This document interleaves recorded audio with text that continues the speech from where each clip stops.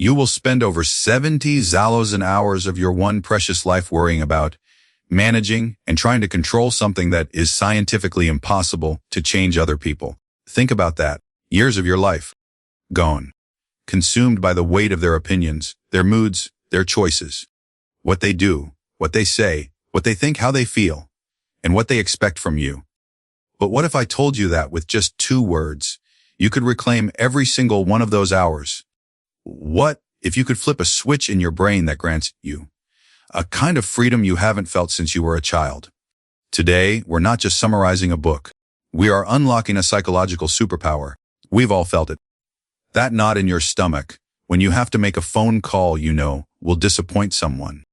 The exhaustion after a family gathering spent walking on eggshells. The quiet rage you feel in traffic or in a long line, as if the universe itself is personally conspiring against you. The sting of seeing friends post photos of a party you weren't invited to. The silent, draining battle with a partner who won't change, a boss who won't listen, or a child who won't try. This is the background radiation of modern life. A constant, low-grade stress born from one fundamental, flawed belief, the idea that if we just try hard enough, say the right thing, do the right thing, or bend ourselves into the right shape, we can control the world and the people around us. We live as though if we are friendly enough, our coworkers will like us. If we keep taking on more work, our boss will respect us. If we cater to what our family wants, we'll finally find peace. But you won't. You'll just end up feeling drained, resentful, and powerless. This is the core problem that today's book tackles head on. It's a problem so pervasive, most of us don't even see it as a problem. We just see it as life. But Mel Robbins, the New York Times best-selling author, and one of the most trusted voices on motivation and behavior change, is here to tell us that it doesn't have to be this way. In her book, The Let Them Theory, a life-changing tool that millions of people can't stop talking about, she offers a revelation so simple, it's almost startling. 2 words. Them. The grand promise of this book is not about learning a complex new system. It's about unlearning a lifetime of trying to control the uncontrollable. It's about taking all that energy you pour into managing others and redirecting it back into the only person you ever had control over in the first place, you. Robbins promises that this simple shift will free you from drama, from the opinions and judgments of others, and from the exhausting cycle of people-pleasing. It's a promise to help you reclaim your time, your energy, and your peace of mind. It's a promise to show you how to build stronger, more authentic relationships by letting go of the need to fix, manage, and change everyone.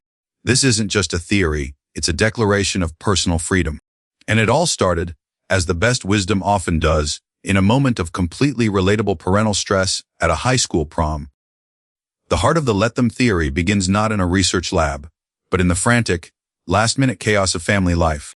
Mel Robbins paints a vivid picture. Her son, Oakley, is finally going to his prom.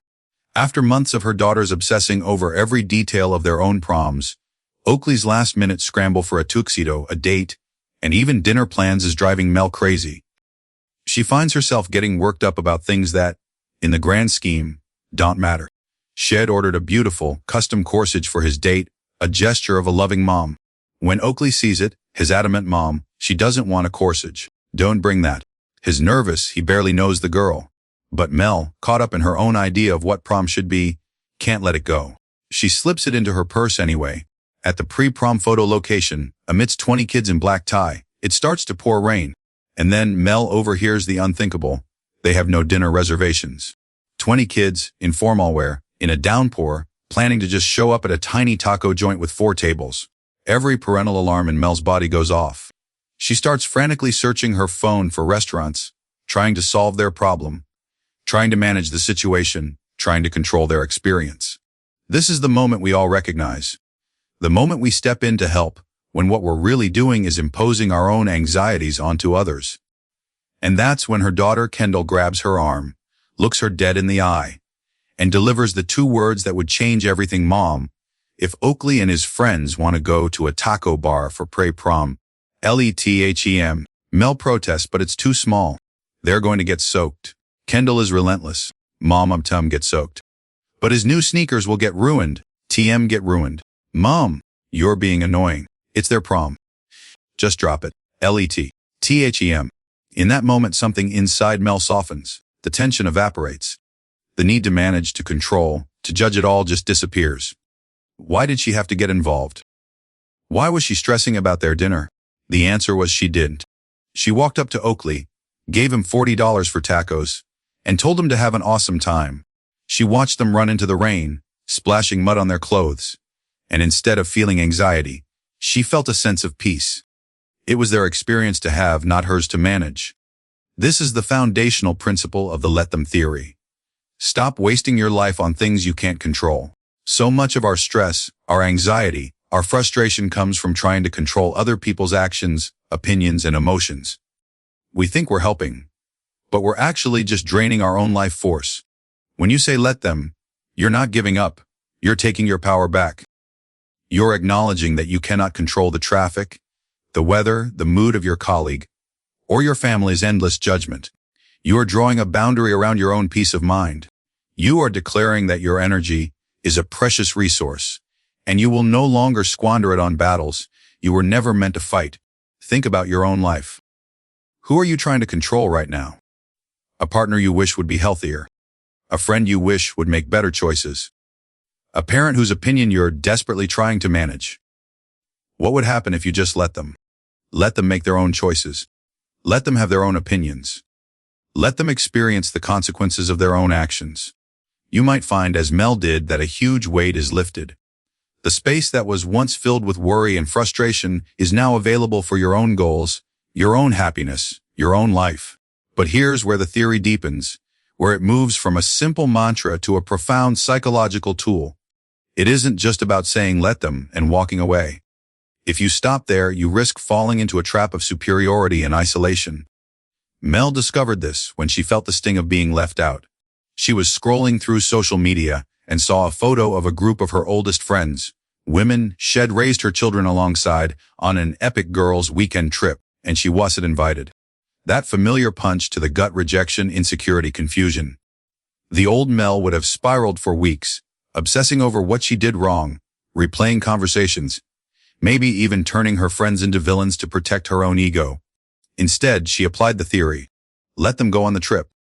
Let them have their fun without you. She explains this dynamic with a brilliant metaphor: a seesaw. When you feel left out, you internalize it. You feel inferior, jealous, less than. You're on the low end of the seesaw. Saying let them is like pushing off the ground. You rise up, you feel a sense of detachment, even superiority. You're above the drama. And this feels good, it feels powerful. It stops the emotional bleeding. But if you stay up there, looking down on everyone else, you become stranded in your superiority. You become isolated. And that's not the goal. This is where the second, even more crucial, part of the theory comes in: let me. Let them is only half the equation. The source of your true power isn't in detaching from others, it's in your response. Let me is the power move. It's where you take radical responsibility for what you do next. As Mel sat on her couch, after the initial sting of being excluded subsided, she moved to let me. Let me be honest with myself. Have I been a good friend lately? I've been so busy with work, I haven't reached out, I haven't made plans. Why would they think of me if I haven't been making an effort? Let me stop expecting others to create my social life. Let me take responsibility for the friendships I want. Let me reach out to a few of these women, not to get an invite, but because I genuinely miss them and I want to rekindle that connection. Do you see the shift? Let them frees you from the burden of their actions.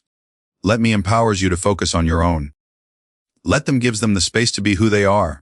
Let me gives you the space to be who you want to be. The seesaw is no longer tilted, it's balanced. You have acceptance, understanding, compassion, and true control. This two-part framework is the engine of the entire book. It applies to every facet of life where we get stuck. Think about your job. Your boss keeps promising a promotion that never comes. The old you gets frustrated, resentful, powerless. The let them you says, let them string me along.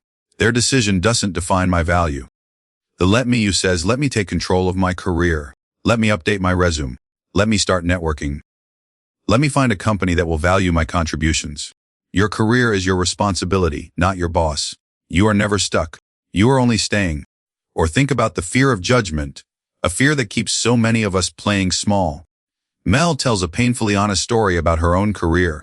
For 2 years, she was paralyzed, unable to post on social media about her new speaking business. She had hundreds of draft posts saved, but she was terrified of what her friends and family would think. Who does she think she is? A phony. That fear cost her 2 years of growth and income. The theory flips this on its head. Let them judge me. Let them think bad thoughts about me. Let them roll their eyes. They're going to have opinions anyway.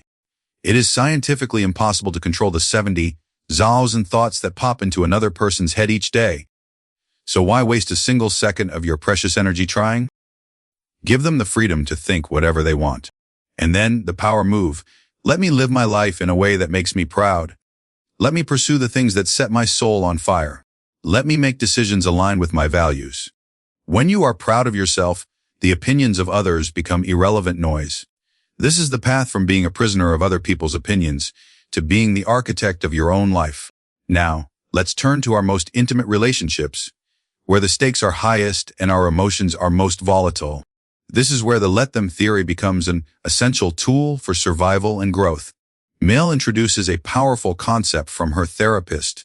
Most adults are just 8-year-old children inside of big bodies. When your partner gives you the silent treatment, your parent throws a guilt trip, or your friend has an emotional outburst, they are not acting like a mature adult. They are acting like a child who doesn't know how to process their emotions. The silent treatment is the adult version of a child sulking in the corner. A rage text is an adult tantrum. Passive aggression is what a child does when they can't articulate their needs directly. When you see this behavior for what it is, emotional immaturity, it changes everything. Instead of getting scared or angry, you can feel compassion. Let them have their tantrum. Let them sulk. Their inability to manage their emotions is not your fault, and it is not your responsibility to fix. This is a pattern they've likely had since they were a child. Your job is to protect yourself from their emotional spiral. And then, the power move, let me be the mature, wise, and loving adult in this situation. Let me decide if I want to engage with this behavior or remove myself from it. Let me set a boundary. You stop being a victim of their emotional immaturity and become an observer, free to choose your next move. This principle extends to one of the most agonizing parts of life, wanting someone you love to change for the better. Your partner who needs to get healthier, your sibling who is stuck in a dead-end job, your friend who keeps dating the wrong people. You plead, you pressure, you hint, you get angry, and nothing works. In fact, your pressure makes it worse. Mel breaks down the science of why this fails so spectacularly. First, people only change when they feel like it. Motivation is a feeling, and you can't force a feeling onto someone else. Second, human beings are wired to move toward what feels good now and away from what feels painful. The work of change is painful now. The bag of chips and the couch feel good now. Pushing them only makes you the source of pain, causing them to move away from you. Third, we all suffer from an optimism bias. We think the bad things, the heart attack, the layoff will happen to other people, not to us. Your warnings, threats, and worst-case scenarios are literally tuned out by their brain. So what do? You stop pushing and start influencing. This is where Mel introduces the ABC loop, a brilliant, science-backed framework. First, step A, loges, then ask open-ended questions. You start with a conversation, but not the kind you've been having. You begin by saying, I want to apologize for pressuring you about your health. I realize I've never actually asked you how you feel about it. Then you just listen. You ask curious, open-ended questions. What feels hard about it? How long have you felt this way? You're not trying to get them to agree with you. You're helping them feel the tension between their current actions and what they might truly want for themselves. This internal tension is the seed of intrinsic motivation. Second, step B, go FF and observe their behavior. After the conversation, you say nothing more about it. You give them space. They need to feel like the change, if it happens, is their idea, not them caving to your pressure. While you back off, you model the change yourself. You go to the gym, you eat healthy, and you make it look fun and easy. People are highly influenced by the positive behavior of others. Third, step C and seal rot progress while you continue to model the Hieshani. The moment they make the smallest move in the right direction, they go for one walk. They choose a salad, you reward it with immediate positive feedback. A hug, compliment, you look amazing. This fuses the hard action with a pleasurable reward, wiring their brain to want to do it again. This loop is a masterclass in influence. It respects the other person's autonomy while creating the best possible environment for them to choose change for themselves. But what if they don't change? What if you've done the ABC loop? You've waited 3 months and nothing has happened. Then you move to step D, decide if this is a deal breaker. Ask yourself, can I be with this person for the rest of my life if they never, ever change? If the answer is no, if their behavior violates one of your core values or dreams for your life, then you move to the final step E, and D, the relationship. If the answer is yes, then you also move to step E, and D, your bitching. You accept them fully and completely as they are. You choose them, messes and all. You stop the passive-aggressive sighs, the nagging, the complaining to your friends. You choose to love the person in front of you, not the potential of who you wish they would be. This is radical acceptance. This is true love. And it is the only path to peace in a long-term relationship. So, what makes the Let Them theory radically different from the thousands of self-help and relationship books on the shelves? It's the profound simplicity and the immediate, actionable nature of its core idea. Many books give you complex systems to learn or abstract philosophies to ponder. Mel Robbins gives you a 2-word psychological tool that you can start using the second you put the book down. It's not about adding something new to your life. It's about letting go of something you've been doing your whole life, trying to control other people. Its uniqueness lies in its 2-part structure. The Let Them part provides instant relief. It's a pressure valve for a world of anxiety. But the Let Me part is where the true transformation happens. It prevents the theory from becoming a tool for cynical detachment and turns it into a catalyst for radical self-responsibility. This book isn't about becoming a passive observer in your own life. It's about becoming its most active and powerful participant. This book is for the people pleasers, the overthinkers, the empaths who feel drained by the emotional weight of the world. It's for anyone who feels stuck in their career, frustrated in their relationships, or held back by the fear of what others think. It's for parents trying to guide their children without controlling them, for leaders trying to empower their teams, and for anyone who feels like they're constantly running on a hamster wheel of trying to make everyone else happy. Who is this book not for? It's not for those who want a magic wand. It's not for people who are unwilling to look in the mirror and acknowledge their own part in their unhappiness. The Let Them theory is simple, but it's not easy. It requires courage to let go, honesty to look inward, and the discipline to take responsibility for your own life, happiness, and actions. It is not a book for the perpetual victim. The single, most valuable takeaway you will be left with long after you've finished is a profound reorientation of power. You will stop seeing power as something you have over others and start seeing it as something you have within yourself. You will realize that by letting go of the illusion of control over the external world, you gain almost total control over your internal world, your peace, your reactions, your choices. You will walk away understanding that freedom isn't about changing your circumstances. It's about changing your relationship to your circumstances. And that is a power no one can ever take from you. We began this journey by confronting a startling truth, that we waste years of our lives consumed by things we cannot control. We've explored the stories, the science, and the strategies to reclaim that time and energy. We've learned that 2 simple words, let them, can sever the chains of expectation and judgment that have held us captive. And we've discovered that 2 other words, let me, can unlock the door to a life of our own design. The wisdom in this book is not just a collection of interesting ideas. It is a practical roadmap to a more peaceful, powerful, and authentic existence. This summary is just the map. Reading the book is the journey itself. To truly internalize this shift, to feel it in your bones every time you're about to get angry at traffic or worry about a friend's opinion, you have to let Mel's words and stories wash over you. You have to live with these ideas and practice them in the small, frustrating, beautiful moments of your own life. It's time to enter your Let Me era. Let me pursue my dreams. Let me protect my peace. Let me choose the love I deserve. Let me become the person I was always meant to be. The life you've always wanted is not waiting for someone else's permission. It's waiting for yours. So, if this conversation has sparked something in you, don't let the fire go out. The link to purchase The Let Them Theory by Mel Robbins is in the description below. This isn't just a book, it's an investment in your own freedom. Take that step. And as always, if you found value in our journey today, please like this video, subscribe to the channel for more deep dives into life-changing books, and share this with someone who needs to hear it. Now go and let yourself live.